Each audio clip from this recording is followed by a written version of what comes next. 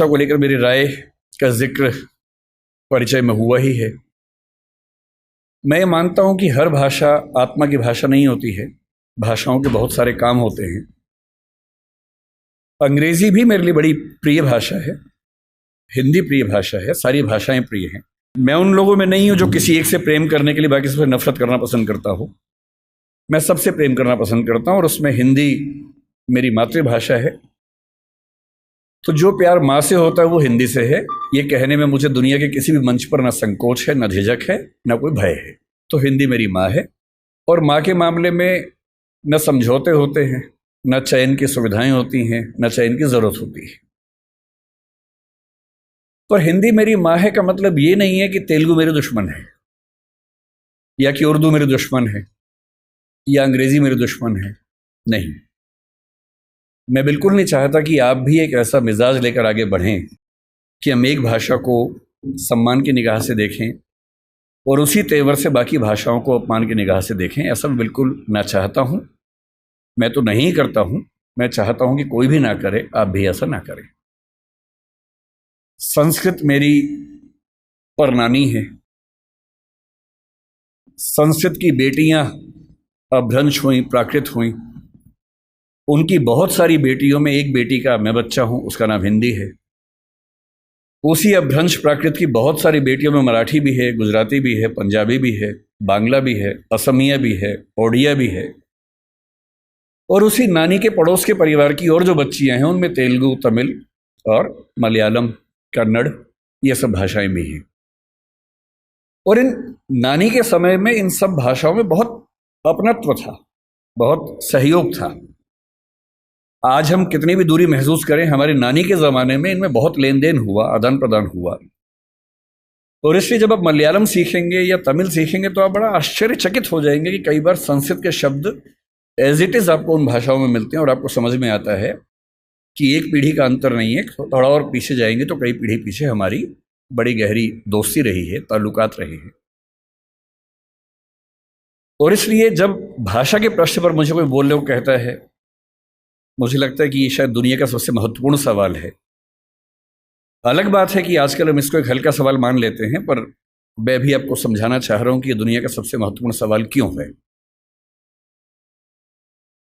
हिंदी दिवस के दिन एक परंपरा है कि हम आमतौर पर भावनात्मक मुहावरों से बात करते हैं। आज सुबह से मेरे पास 8-10 मैसेज आ चुके हैं जिन सब में एक वाक्य लिखा है कि हिंदी भारत माता के माथे की बिंदी है। हर साल ये मैसेज आता है। अच्छा मैसेज है, पढ़ के अच्छा लगता है। पर मैं चाहता हूं कि हिंदी समाज हिंदी माथे की बिंदी से आगे बढ़कर कुछ और मुद्दों पर बात करे। केवल उन भावनाओं में डूब के बात करना काफ़ी नहीं है, उससे कुछ आगे निकलना ज़रूरी है। मैं आपको 2 कहानियों से बात शुरू करता हूं ताकि आप समझ सकें कि ये मुद्दा कितना महत्वपूर्ण है। एक किताब जो पिछले 15-20 साल में दुनिया की सबसे मशहूर किताबों में से एक बनी, उसका नाम सेपियंस है, आपने शायद सुना होगा। मैं हिंदी के बच्चों से कहूँगा कि थोड़ा सा पढ़ने का अभ्यास अपना बनाएं। हिंदी के समाज से मुझे गंभीर शिकायत है कि हम लोग पढ़ते कम हैं, हम लोग भावनाओं में ज़्यादा बहते हैं, पढ़ने की आदत हमें कम है। और आज के ज़माने में जब दुनिया की हर अच्छी किताब हिंदी में भी उपलब्ध है तो हिंदी में ही पढ़िए, लेकिन कम से कम पढ़िए, क्योंकि पढ़ने से अच्छा कुछ नहीं है।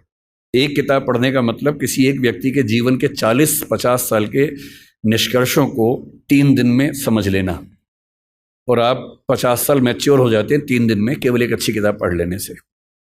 बहरहाल, सेपियंस किताब मानव जाति का इतिहास है। ये भारत का इतिहास, आधुनिक इतिहास, प्राचीन इतिहास नहीं है, मानव जाति का इतिहास है। माना जाता है कि 1400 करोड़ साल पहले बिग बैंग हुआ, जहां ये पृथ्वी पहली बार बनने की प्रक्रिया शुरू हुई। 450 करोड़ साल पहले पहली बार जीवन अस्तित्व में आया, अमीबा आया। उसके बाद लंबे समय तक खूब घटनाक्रम होते गए। हम कहीं नहीं थे उस समय। 3 लाख साल के आसपास पीछे जाएं तो एक परिवार पैदा हुआ जिसको होमो कहते हैं। होमो का मतलब हमारा परिवार। उस होमो परिवार में एक हम हैं, होमो सेपियंस, क्योंकि हम होमो परिवार में सेपियंस नाम की शाखा हैं। उस परिवार में और भी शाखाएं थी। निएंडरथल एक बहुत प्रसिद्ध आपने नाम सुना होगा, ऑस्ट्रेलोपिथेकस का नाम सुना होगा, होमो इरेक्टस का नाम सुना होगा। ये सारे के सारे वो जीव थे जो होमो सेपियंस के आमने सामने जिंदा थे और संघर्ष में थे। चुनौती ये थी कि अंत में इनमें से कौन जीतेगा। ये व्यावहारिक तौर पर संभव नहीं था कि ये सारे साथ साथ चल सके। ये बात सुनने में अच्छी लगती है कि सब साथ साथ चले, पर इवोल्यूशन की हिस्ट्री में बहुत व्यावहारिक नहीं होता है। एक सवाल यह भी था कि होमो परिवार का कोई प्राणी क्या चिंपैंजी को, बंदर को, इन सबको हरा पाएगा, क्योंकि उस समय तक ये सारी स्पीशीज लगभग बराबर संघर्ष में चल रही थी। आज से 70,000 साल पहले तक ये सब यूं ही चल रहा था और फिर एक घटना घटी। उस घटना को सेपियंस किताब के लेखक ने, जिनका नाम युवाल नोआ हरारी है, उन्होंने संज्ञानात्मक क्रांति या कॉग्निटिव रिवॉल्यूशन का नाम दिया और ये घटना 40,000 साल तक चलती रही। और इस बात पर बड़ा गहरा विचार किया कि क्या वजह थी कि होमो सेपियंस जिंदा रहा, निएंडरथल मर गया। हम मानते हैं कि निएंडरथल वो है जो यूरोप की आज की जो स्पीशीज है उसका पूर्वज था। ऑस्ट्रेलोपिथेकस मर गया, इरेक्टस मर गया और जितने परिवार के जंतु थे वो सब मर गए और होमो सेपियंस इन सबसे कमजोर होने के बावजूद बच गया और इतना सफल भी हो गया। निएंडरथल के बारे में उसने लिखा कि अगर आमने सामने आ जाएं तो निएंडरथल होमो सेपियंस को मार मार के अधमरा कर सकता था, वो इतना ताकतवर था। उसके बाद भी खत्म हो गया। क्यों खत्म हो गया? और तब आता है वो सिद्धांत जो आज की इस डिस्कशन की शुरुआत का बिंदु है। होमो सेपियंस इसलिए जिंदा रहा क्योंकि उसके पास भाषा की क्षमता थी। भाषा की क्षमता बाकियों के पास भी थी, चिंपैंजी के पास भी है, बंदर के पास भी है, पर बंदरों पर खूब प्रयोग हुए। बंदर हो, अन्य स्पीशीज हो, तोता हमसे ज्यादा ध्वनियां बोल सकता है, हमसे ज्यादा। इसके बाद भी तोता सफल नहीं हो पाया क्योंकि वो उतना सोच नहीं पाता है। चिंपैंजी की भाषा, बंदर की भाषा, निएंडरथल की भाषा सीमित भाषाएं थी। वो एक आवाज में पूरा एक वाक्य बोलते थे और ऐसे प्रयोग आज भी होते हैं। अगर आप जंगलों की आवाजें सुनेंगे तो बंदरों की एक आवाज का मतलब एक पूरा सेंटेंस होता है। जैसे एक आवाज का मतलब है कि शेर आया, जैसे एक बंदर आवाज निकालेगा सारे बंदर पेड़ पर चढ़ जाएंगे। फिर दूसरी आवाज का मतलब होगा शेर चला गया, वो सुन के सब उतर जाएंगे नीचे। भाषा वैज्ञानिकों ने वो आवाजें रिकॉर्ड कर ली और एक बार अच्छे म्यूजिक सिस्टम से एक जंगल में जाके आवाज प्ले कर दी, शेर आया, और वो आवाज सुनते सारे बंदर पेड़ के ऊपर चढ़ गए और फिर आपस में देख रहे थे किसने बोला। और 10-15 मिनट के बाद दूसरी आवाज प्ले की, शेर चला गया, सारे बंदर नीचे उतर गए। एक आवाज, एक वाक्य। इंसान की भाषा की सबसे बड़ी खूबसूरती यह है कि वो डिस्क्रीट भाषा है, विविक्त भाषा है, जिसका मतलब यह है कुछ 25-30 ध्वनियों से, 50 ध्वनियों से हम अरबों शब्द बना सकते हैं और अरबों शब्दों से खरबों वाक्य बना सकते हैं। इतनी लचीली भाषा हमारी है जिसमें किसी भी बात को कहने के 50 तरीके हमारे पास हैं और ये तरीके इस संसार में किसी और स्पीशीज के पास नहीं है। इसीलिए होमो सेपियंस बन पाया। और आज अगर हम जिंदा हैं, आज हम चिंपांजी से बेहतर हैं, गुरिल्ला से बेहतर है, बंदर से बेहतर हैं और होमो इरेक्टस से बेहतर है, निएंडरथल से बेहतर हैं, जिंदा हैं, तो इसकी मूल वजह है हमारी भाषा की क्षमता। जो चीज़ें मुफ्त में मिलती हैं उसकी कीमत हम नहीं समझते हैं। भाषा ऐसी एक चीज़ है, मुफ्त में मिल जाती है तो हमें लगता है कि ये तो ऐसे ही है। लेकिन जब आप इस नज़रिए से समझेंगे कि भाषा ही वो चीज़ है जो हमें मनुष्य बनाती है, तो शायद इस बात का महत्व ज़्यादा अच्छे से हम समझ पाएंगे। भाषा को लेकर झगड़ा जो आज के समय में है, हम आज हिंदी की बात कर रहे हैं, किसी और कोने में कोई किसी और भाषा की बात कर रहा होगा। ऐसा क्यों नहीं होता कि दुनिया में एक ही भाषा होती? ऐसा क्यों है कि भाषाएं बहुत सारी हैं? ना बहुत सारी भाषाएं होती, ना झगड़े होते, सब एक ही भाषा बोल रहे होते। सोचने में कितना अच्छा लगता है। तो ओल्ड टेस्टामेंट में जो यहूदियों का बाइबल का हिस्सा है उसमें कहानी आती है, उसको बोलते हैं बेबीलोनिया की या बाबिल की कहानी।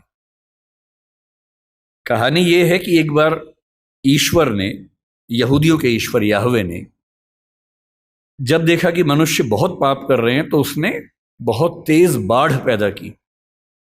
ये वही बाढ़ है जो आपने आज से 10 साल पहले एक फिल्म 2012 में देखी होगी। ये उसी बाढ़ की कहानी है। इतनी ज्यादा बाढ़ की सारी इंसानी सभ्यता नष्ट हो जाए, क्योंकि ये लोग इतने पापी हैं। और ईश्वर को ये लगा कि मैंने गलती कर दी इन लोगों को मनुष्य बना के, इनके तो पाप खत्म नहीं होते हैं। नाराज होकर उसने सारी सभ्यता को विनाश करने के कगार पे खड़ा कर दिया। हम भारतीय सभ्यता में प्रलय की कल्पना करते हैं, कुछ कुछ वैसी कल्पना वहां पर एक बाढ़ की कल्पना है। और तब ईश्वर को यह भी लगा कि अगर सारे खत्म हो जाएंगे तो सृष्टि बनाने का जो पर्पस था वो खत्म हो जाएगा। तो ईश्वर ने अपने एक नबी को भेजा जिनका नाम था नूह या नोआह। ये युवाल नोआह हरारी के बीच में भी जो नाम है नोआह, ये वही नोआह नाम है। और उनसे कहा कि तुम जाओ, जितनी भी स्पीशीज है उन सब की एक एक पेड़ को बचा लो ताकि सभ्यता को फिर से शुरू कर सके। तो नोआह ने एक जहाज का निर्माण किया, पानी के जहाज का निर्माण किया, सारी स्पीशीज के एक एक पेड़ को उस पर रखा, अपने परिवार को रखा और बाढ़ से बचा लिया। और उसके बाद नई सभ्यता शुरू हुई। और जब नई सभ्यता शुरू हुई तो बेबीलोनिया के राजा के मन में एक विचार आया कि अगर हम एक इतनी ऊंची मीनार बना लें कि किसी भी बाढ़ में हम डूबे ही नहीं तो चिंता खत्म हो जाएगी। तो बाबेल नाम के स्थान पर, बेबीलोनिया का एक स्थान था, एक टावर बनना शुरू हुआ। यह बाइबल में जेनेसिस की कहानी है। टावर बनने लगा, काफी ऊंचा बन गया। और बनते बनते ईश्वर को यह लगा कि ये मेरी शान में गुस्ताखी हो रही है, क्योंकि मैं बाढ़ ले आऊंगा उससे बचने के लिए ये मेरे खिलाफ साजिश कर रहे हैं। तो ईश्वर ने क्या किया, एक कमाल कर दिया। उसने उस टावर पर काम करने वाले व्यक्तियों और बाकी व्यक्तियों को भाषाओं में बांट दिया ताकि वो एक दूसरे की बात ना समझ सके।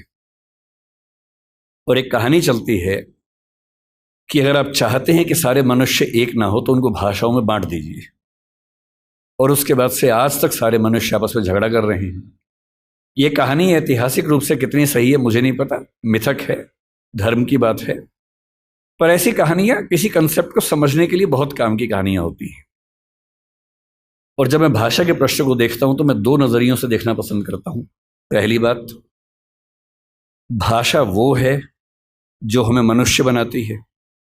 और इस संसार में जहां 3 ट्रिलियन या 1 ट्रिलियन स्पीशीज संघर्ष करती हैं, उनमें हमें सबसे ज्यादा मजबूत बनाती है।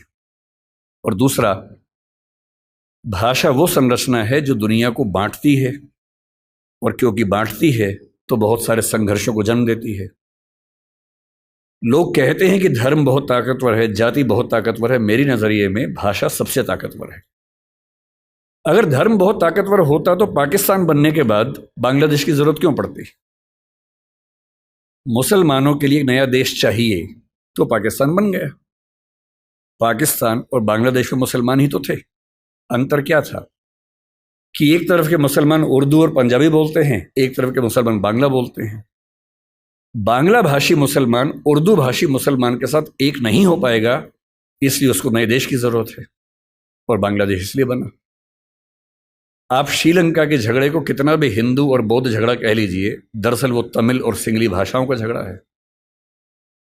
ये जो भाषाओं के झगड़े हैं, और भाषाओं का एक अस्तित्व होता है, जैसे मनुष्यों के जीवन में वक्र है, कभी सफल कभी विफल, ऐसी भाषाओं का जीवन होता है। आज से 300 साल पहले ब्रज भाषा का जो जोर था, कोई सोच सकता था कि 300 साल बाद उसका नाम लेने वाला कोई बचेगा नहीं। ब्रज भाषा के नाम में भाषा है, वो बोली बन गई, और खड़ी बोली के नाम में बोली है, वो भाषा बन गई। तो इतिहास के दौर की बात है। इतिहास का कौन सा दौर किस भाषा को कहां से कहां उठा के ले जाएगा। जब पुर्तगाली यूरोप से निकले थे दुनिया पर कब्जा करने के लिए, उन्हें लगता होगा कि पुर्तगाली दुनिया की महान भाषा बनेगी। बाद में फ्रांसीसियों ने, हॉलैंड के डच लोगों ने, अंग्रेजों ने आपस में झगड़े किए, फ्रेंच लोगों ने झगड़े किए। उन झगड़ों में संयोग से अंग्रेजी जीत गई, और क्योंकि अंग्रेजी जीत गई क्योंकि अंग्रेजी का असर भारत पे पड़ा, अंग्रेजी का असर अमेरिका पे पड़ा, अंग्रेजी का असर अफ्रीका पर ज़्यादा पड़ा, इसलिए आज अंग्रेजी दुनिया की सबसे प्रसिद्ध भाषा है, प्रचलित भाषा है। ऐसा थोड़ा ना कि अंग्रेजी बहुत महान भाषा है, भाषाएं सारी महान हैं। और अगर तकनीकी तौर पे देखें तो हिंदी भाषा वैज्ञानिक तौर पर अंग्रेजी से बेहतर भाषा है। केवल शब्दावली के अभाव को पीछे छोड़ दें, चाहे वो ध्वनि का मामला हो, फोनेटिक्स का मामला हो, सिंटैक्स का मामला हो, भाषा विज्ञान के किसी भी स्तर पर देखें तो हिंदी अपनी वैज्ञानिकता में अंग्रेजी से कहीं भी कम नहीं है, कई मामलों में बेहतर है। इसलिए कौन सी भाषा का कितना राज होने वाला है, ये बात तय होती है केवल इस बात से कि उस भाषा के समाज की दुनिया पर क्या पकड़ है, कौन उपनिवेश की भाषा बनी, कौन साम्राज्य की भाषा बनी, किस भाषा में ज़्यादा विकास हुआ, किस भाषा में कम विकास हुआ। संयोग की बात है कि आज हम एक ऐसी दुनिया में है, ग्लोबल दुनिया में, जहाँ अंग्रेजी का वर्चस्व है। अंग्रेजी से दिक्कत ना आपको होनी चाहिए ना मुझे होनी चाहिए। हम हर भाषा का सम्मान करें, उससे फ़ायदा उठाएं, सीखें, अपने काम का लाभ लें। पर मैं अंग्रेजी माध्यम का विद्यार्थी रहा हूं, मैंने बहुत सारी पढ़ाई अंग्रेजी माध्यम में की और मैं अंग्रेजी में लगभग उतना सहज जितना हिंदी में हूं, तो मुझे इस बात की खुशी है। मुझे चिंता केवल तब होती है जब भारत में होते हुए कोई मुझसे ये उम्मीद करता है कि मुझे हिंदी बोलने में शर्म होनी चाहिए। चिंता केवल तब होती है। भारत में होते हुए मैं अपनी भाषा बोलूं, अपनी भाषा बोलने मुझे काहे की शर्म होनी चाहिए।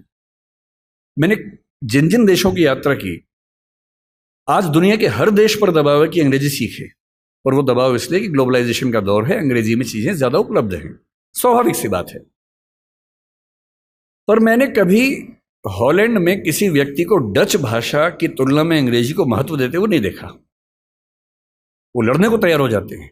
आप किसी फ्रेंच व्यक्ति से बात करें, आप इजराइल के किसी व्यक्ति से बात करें, जहां भाषा के सम्मान की बात आएगी वो अंग्रेजी का नाम तक नहीं लेंगे। जहां पढ़ने की बात आएगी, सीखने की बात आएगी, फायदा उठाने की बात आएगी, निश्चित तौर पे सीखेंगे, क्योंकि उस भाषा से उनको फायदा होता है। और आज की जो बातचीत हमारी होने वाली है वो कुछ कुछ उसी तौर पे होने वाली है कि आज हमारी क्या स्थिति है, हमें क्या करना चाहिए, क्या बहुत डरने की जरूरत है। ऐसा तो नहीं कि हम बिना बात के खौफ में हों, और मुझे लगता है कि हम बिना बात के खौफ में ज्यादा रहते हैं।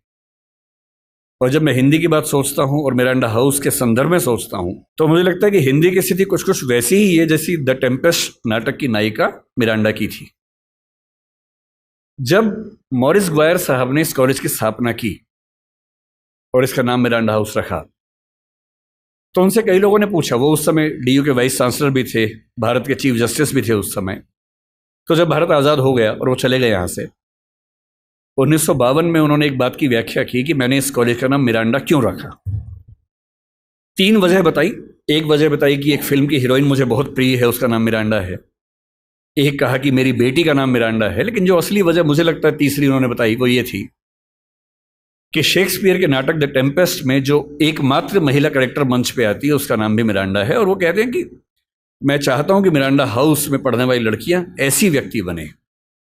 वो व्यक्ति आप मती बनिएगा, अब तो उसका महत्व रहा नहीं है, उस दौर में उसका महत्व था। कुछ कुछ छायावाद की श्रद्धा जैसी लड़कियां होती हैं, वो जो एकदम भारतीय किस्म का मिजाज नहीं होता है कि मेरा कोई अधिकार नहीं है, मैं सिर्फ त्याग करने के लिए पैदा हुई हूं। कुछ कुछ वैसा मिजाज उस लड़की का है, मिरांडा का।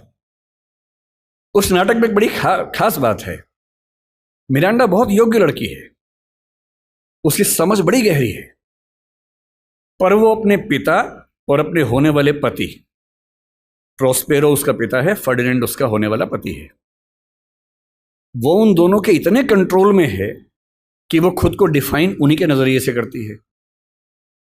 बहुत योग्य होने के बावजूद उसमें आत्मविश्वास बिल्कुल भी नहीं है। अपने जीवन के फैसले वो अपने आप लेने को बिल्कुल तैयार नहीं है। अंत में लगता है कि फर्डिनेंड का फैसला उसने खुद किया है, पर आप ध्यान से पढ़े तो समझ में आता है कि वो फैसला भी उसके पिता ने ही करवा दिया है। और वो बेचारी इतनी कमजोर अपने आप को महसूस करती है। हिंदी की एक फिल्म में एक गीत आया था, एक पत्नी है जो अपने पति से बहुत प्रेम करती है, सुंदर नहीं है, पति उससे प्रेम नहीं करता है, पति कहीं और प्रेम करता है। तो वो लड़की, फिल्म का नाम था नसीब अपना अपना, एकदम समझ लीजिए कि मिरांडा ही उसे बोल रही है, एकदम मिरांडा का भारतीय संस्करण है। और वो अपने पति के बारे में एक वाक्य बोलती है, भला है बुरा है जैसा भी है, मेरा पति मेरा देवता है। ये उस जमाने में चलता था। आज के ज़माने में तो पत्नियां पति का हिसाब बराबर कर देती है अगर कोई ऐसा करे तो, लेकिन उस जमाने में ऐसी हरकतें होती थी। और टेम्पेस्ट की नायिका मिरांडा अपने प्रेमी से, फर्डिनेंड से, कह रही है, अगर तुम मुझसे शादी कर लोगे तो मैं तुम्हारी पत्नी हूं, और नहीं करोगे तो मैं तुम्हारी दासी हूं। तुम मुझे किसी भी रूप में रखो, मैं जिंदगी भर तुम्हारी दासी बन के रहूंगी, नौकरानी बन के रहूंगी। और इस बात पे 16वीं सेंचुरी का ब्रिटिश समाज पागल हो गया कि लड़की हो तो वैसी, बीवी हो तो वैसी। कुछ कुछ वैसा ही जैसे भारतीय परंपरा में छायावाद में श्रद्धा जैसी नारियां हमें दिखती हैं, जो केवल देने की बात करती हैं, अपने हक की बात बिल्कुल भूल के भी नहीं करती हैं। हिंदी की स्थिति कुल मिला के मिरांडा जैसी है। आपको जब भी समझना हो कि हमारी भाषा किस हालत में है, तो हमारी भाषा द टेम्पेस्ट की मिरांडा की हालत में है। ताकतवर है पर उसको ताकत का एहसास नहीं है, समझदार है पर उसको किसी ने बताया नहीं कि तुम कितनी समझदार हो, खुद फैसले कर सकती है पर उसके नाम पर फैसले लेने वाले खुद इतने समझदार नहीं हैं कि उसके महत्व का अनुमान कर सके। अपने ही मठाधीशों से घिरी हुई, अपने ही परिवार के ऊल जलूल निर्णय करने वालों की दासी बनी हुई, कुछ कुछ वैसी स्थिति हिंदी की है। मैं ऐसा क्यों कह रहा हूं कि हिंदी बहुत ताकतवर भाषा है, लेकिन हम मेरा बात के डरते हैं? कुछ उदाहरण से बात समझ लेते हैं। और जब भी कोई आपसे पूछे कि हिंदी का भविष्य क्या है, हमेशा ध्यान रखना है, किसी जटिल प्रश्न का उत्तर एक नहीं होता है, हाँ या ना में नहीं होता है।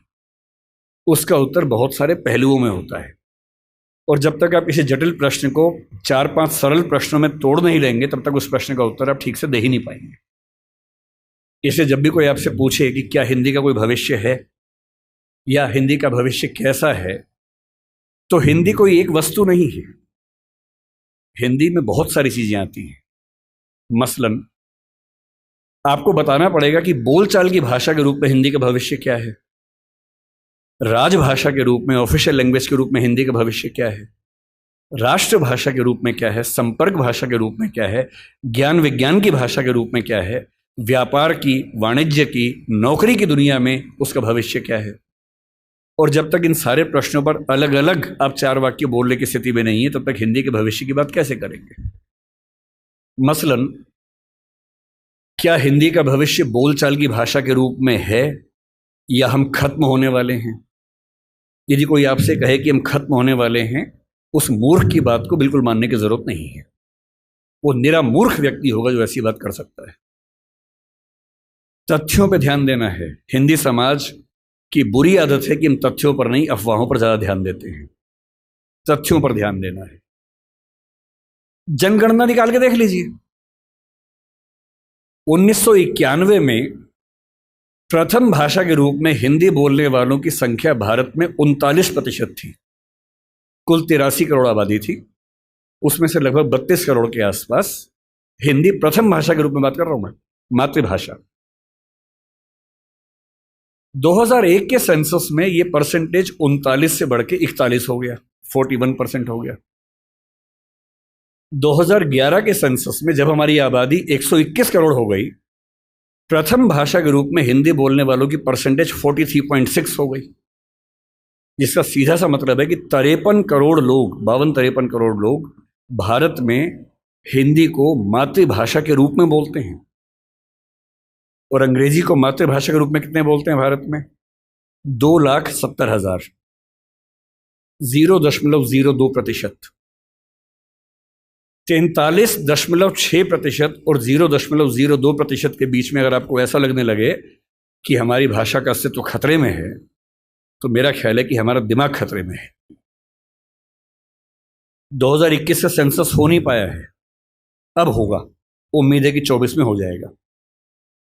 हमारी आबादी आज के समय 143 करोड़ की है, अनुमान जो है। अगले साल तक 145 के आसपास होनी चाहिए। 145 करोड़ में प्रथम भाषा के रूप में हिंदी बोलने वालों की संख्या अनुमान है कि 45 से 46% अगले साल होने वाली है।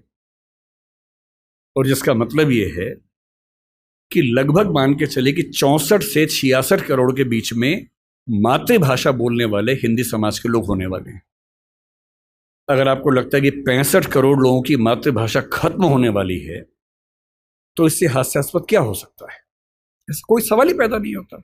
कल्पना भी नहीं करनी चाहिए इस चीज की।